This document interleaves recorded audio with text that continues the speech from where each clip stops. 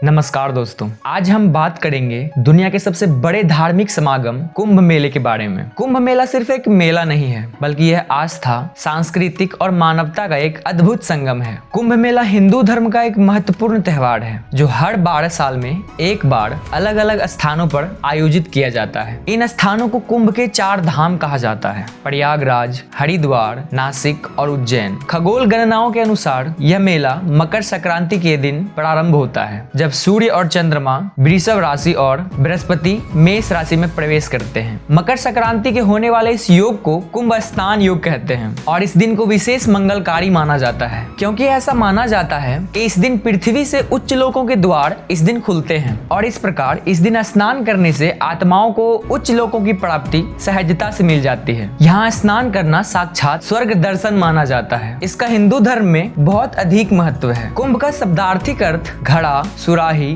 बर्तन है। यह वैदिक ग्रंथों में पाया जाता है। इसका अर्थ अक्सर पानी के विषय में या पौराणिक कथाओं में अमरता यानी कि अमृत के बारे में बताया जाता है। मेला शब्द का अर्थ है किसी एक स्थान पर मिलना, एक साथ चलना, सभा में या फिर विशेष सामुदायिक उत्सव में उपस्थित होना। यह शब्द ऋग्वेद और अन्य प्राचीन हिंदू ग्रंथों में भी पाया जाता है। इस प्रकार कुंभ मेले का अर्थ है अमृतों का मेला। पौराणिक विश्वास जो भी हो, ज्योतिषियों के अनुसार कुंभ का असाधारण महत्व बृहस्पति के कुंभ राशि में प्रवेश होना सूर्य के मेष राशि में प्रवेश के साथ जुड़ा है। ग्रहों की स्थिति हरिद्वार से बहती गंगा के किनारे पर स्थित हर की पड़ी स्थान पर गंगा जल को औषधीकृत करती है तथा उन दिनों यह अमृतमय हो जाती है। यही कारण है कि अपनी अंतरात्मा की शुद्धि हेतु पवित्र स्नान करने के लिए लाखों श्रद्धालु यहाँ आते हैं। आध्यात्मिक दृष्टि से अर्धकुंभ के काल में ग्रहों की स्थिति एकाग्रता तथा ध्यान साधना के लिए उत्कृष्ट होती है। हालांकि सभी हिंदू त्योहार समान श्रद्धा और भक्ति के साथ मनाए जाते हैं। यहाँ पर अर्धकुंभ तथा कुंभ मेले के लिए आने वाले पर्यटकों की संख्या सबसे अधिक होती है। कुंभ पर्व के आयोजन को लेकर 2-3 पौराणिक कथा प्रचलित है, जिनमें से सर्वाधिक मान्य कथा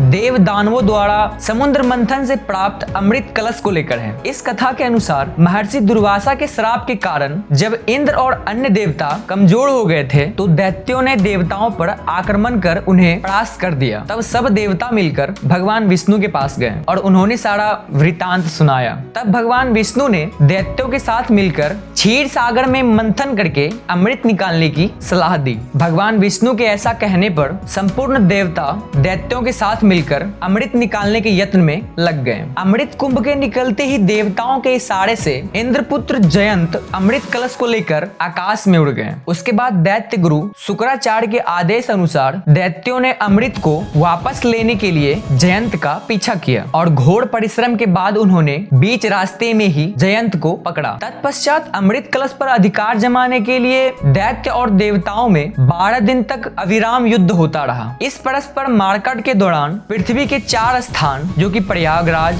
हरिद्वार, उज्जैन, नासिक पर कलश से अमृत बूंद गिरी थी। उस समय चंद्रमा ने घट से प्रस्वन होने से, सूर्य ने घट फूटने से, गुरु ने दैत्यों के अपहरण से एवं शनि ने देवेंद्र के भय से घट की रक्षा की। कलश शांत करने के लिए भगवान विष्णु ने मोहिनी रूप धारण कर यथाधिकार सबको अमृत बांटकर पिला दिया। इस प्रकार देव दानव का युद्ध अंत किया गया। अमृत प्राप्ति के लिए देव दानवों में परस्पर 12 दिन तक निरंतर युद्ध हुआ था। देवताओं के 12 दिन मनुष्यों के 12 वर्ष के तुल्य होते हैं, अतः कुंभ भी 12 होते हैं। उनमें से 4 कुंभ पृथ्वी पर होते हैं और शेष 8 कुंभ देवलोक में होते हैं, जिन्हें देवगण ही प्राप्त कर सकते हैं। मनुष्य की यहाँ पहुँच नहीं है। जिस समय में चंद्रिका ने कलश की रक्षा की थी, उस समय की वर्तमान राशियों पर रक्षा करने वाले चंद्र सूर्योदित ग्रह जब आते हैं उस समय कुंभ का योग होता है। अर्थात जिस वर्ष जिन राशि पर सूर्य, चंद्रमा और बृहस्पति का संयोग होता है, उसी वर्ष